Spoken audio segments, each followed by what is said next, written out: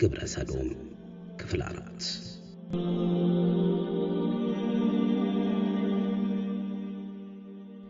የሎጥ ሕዝቦች ነቢያቸውን በማስተባበል በምድር ላይም ብልሹነትን አነገሱ። አላሁ ሱብሓነሁ ወተዓላ እንዲህ ይላል፣ ሎጥንም ለሕዝቦቹ ባለ ጊዜ አስታውስ፣ እናንተ የምታዩ ስትሆኑ ጸያፍን ነገር ትሰራላችሁን? እናንተ ከሴቶች አልፋችሁ ወንዶችን ለመከጀል ትመጣላችሁን? በእውነቱ እናንተ የምትሳሳቱ ሕዝቦች ናችሁ። ሱረቱ ነምል ቁጥር 55። እነዚህ ሕዝቦች በምስራቃዊ ዮርዳኖስ ይኖሩ ነበር። ይህ ቦታ በሞት ባህር አቅራቢያ ይገኛል። በአካባቢው 5 መንደሮች ነበሩ። እነርሱም ሰዶም፣ ኡመራ፣ አደመህ፣ ስወይም እንዲሁም ባሌዕ ናቸው። ሎጥ ዓለይሂ ሰላም በዋናው መንደር ሰዶም ይኖሩ ነበር። መጥፎና ርካሽ ተግባራትን ትፈጽም የነበረችውም መንደር እርሷ ነበረች። የሰዶም ነዋሪዎች ርኩሶችና መጥፎ ከመስራት የማይፈሩ ነበሩ። አስጸያፊ ተግባራቸውን በመግለጽ በግልጽ የሚፈጽሙበት መሰብሰቢያ ቦታም ነበራቸው። መንገደኛን ይዘርፋሉ። ከሌላ አካባቢ ነጋዴዎች ከመጡ ተሰብስበው ንብረቶቻቸውን ይቀማሉ። የሎጥ ሕዝቦች ነፍሳቸውንም በእጅጉ የሚበድሉ እጅግ ቆሻሾች ነበሩ። ከቆሻሻነታቸው የተነሳ በጾታ ግንኙነት ከሴት ይልቅ ወንድ ከወንድ ጋር መገናኘት ይመርጡ ነበር።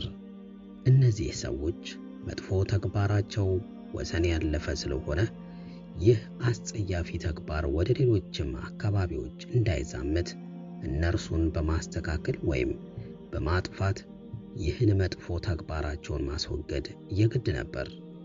የሎጥ ጥሪ። ሎጥ ዓለይሂ ሰላም ሕዝቦቻቸው የሚሰሩትን አስጸያፊ ነገር ሲያዩ የወገኖቻቸው በዚህ ሁኔታ መገኘት አሳሰባቸው። ስነ ምግባራቸው እንዲስተካከል በማሰብም ምክር መለገስ ጀመሩ። የሎጥ ጥሪ ስነ ምግባራቸው በእጅጉ ለተበላሹና ቀልባቸው ለደረቀ ሰዎች የሚደረግ በመልካም ተግባር ማዘዝና ከመጥፎ መከልከል ነበር። እነዚህ ሰዎች ምንም ሀያ ወይም ሀፍረት የሌላቸውና አስጸያፊ ወንጀልን በጠራራ ፀሐይ የሚፈጽሙ ሰዎች ነበሩ። ከዚህም በላይ ሴት በማግባት አላህ የፈቀደላቸውን ግንኙነት መፈጸም ትተው ከወንዶች ጋር በመገናኘት ማንም አድርጎት የማያውቀውን አስጸያፊ ተግባር ይፈጽሙ ነበር። ስለዚህም አላሁ ሱብሓነሁ ወተዓላ ሎጥ ዓለይሂ ሰላም ወደ እነዚህ ሕዝቦች ሄደው ከቆሻሻ ተግባራቸው እንዲጸዱ ጥሪ እንዲያደርጉላቸው ላካቸው። ሎጥ ዓለይሂ ሰላም የነቢዩ ኢብራሂም ዓለይሂ ሰላም የወንድም ልጅ ሲሆኑ በኢራቅ ባቢል ነበር የተወለዱት። ነቢዩ ኢብራሂም ዓለይሂ ሰላም ወደ ተውሂድ ጥሪ ሲያደርጉ አምነው ከእርሳቸው ጋር ወደ ሻም ወይም ሶሪያ አካባቢ ስደት በመሄድ በምስራቅ ዮርዳኖስ በሚገኘው ሱዲም ሸለቆ አካባቢ ሰፈሩ። በአካባቢው ተመሳሳይ ጾታ ግንኙነት የምትፈጽም ሰዶም የምትባል መንደር ነበረች። አላሁ ሱብሓነሁ ወተዓላ ነቢዩላህ ሎጥን ወደ ሰዶምና አካባቢዋ ሕዝቦች አላህን ብቻ እንዲያመልኩና ከመጥፎ ተግባራቸው እንዲርቁ ለማስተማርና ወንድ ለወንድ ግንኙነት መፈጸማቸውን ትተው አላሁ ሱብሓነሁ ወተዓላ የፈቀደላቸውን ሴቶቻቸውን በማግባት ግንኙነት እንዲፈጽሙ እንዲያዟቸው አላህ ሎጥን ዓለይሂ ሰላም ላካቸው። ይህ አይነቱ ወንጀል ከሰዶም ሕዝቦች በፊት ማንም ያልሰራው አስጸያፊ ወንጀል ነበር። ነቢዩላህ ሎጥ ዓለይሂ ሰላም አትጠነቀቁምን? እኔ ለእናንተ ታማኝ መልእክተኛ ነኝ። አላህንም ፍሩ ታዘዙኝም። ሱረቱ ሹዓራ ቁጥር 161። ታዘዙኝም አሏቸው። እንዲሁም ሎጥ ዓለይሂ ሰላም እያዘኑላቸው ለዘብ ባለ ቃል በእርሱም ላይ ምንም ዋጋ አልለምናችሁም፣ ዋጋዬ በዓለማት ጌታ ላይ እንጂ በሌላ አይደለም በማለት አስገነዘቧቸው። በዚህ ቃላቸው ውስጥ ሎጥ ዓለይሂ ሰላም ከነርሱ ዓለማዊ ጥቅም እንደማይሹና ብቸኛው ፍላጎታቸው የእነርሱ መስተካከልና አላህን ብቻ ማምለካቸው እንደሆነ አስረዷቸው።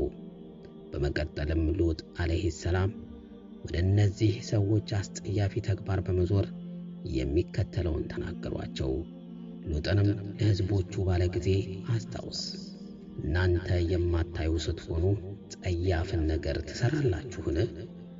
እናንተ ከሴቶች ወንዶችን ለመከጀል ትመጣላችሁን? በእውነቱ እናንተ የምትሳሳቱ ሕዝቦች ናችሁ። ሱረቱ ነምል ቁጥር 54። የሶዶም ሰዎች አስጸያፊ ተግባራቸውን በግልጽና በስብሰባ ቦታዎች ሁሉ ሳይቀር መፈጸማቸው ሉጥን በጣም አሳዘናቸው።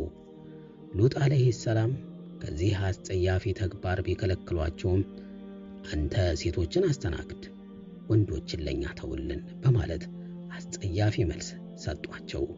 ይህ ሁሉ ቢሆንም ነቢዩላህ ሉጥ አለይሂ ሰላም ተስፋ ባለመቁረጥ የተለያዩ ማስረጃዎችን በመጥቀስ ጥሪያቸው እውነት መሆኑን ሊያሳምኗቸው ሞከሩ። ነገር ግን ድካማቸው ከንቱ ነበር። ቀናት ወራትን፣ ወራቶች ደግሞ ዓመታትን እየተኩ ዘመኑ ሄደ። ሉጥም ዳዕዋቸውን ቀጠሉ። ነገር ግን ከቤተሰቦቻቸው ውጪ አንድም ሰው አላመነላቸውም ነበር።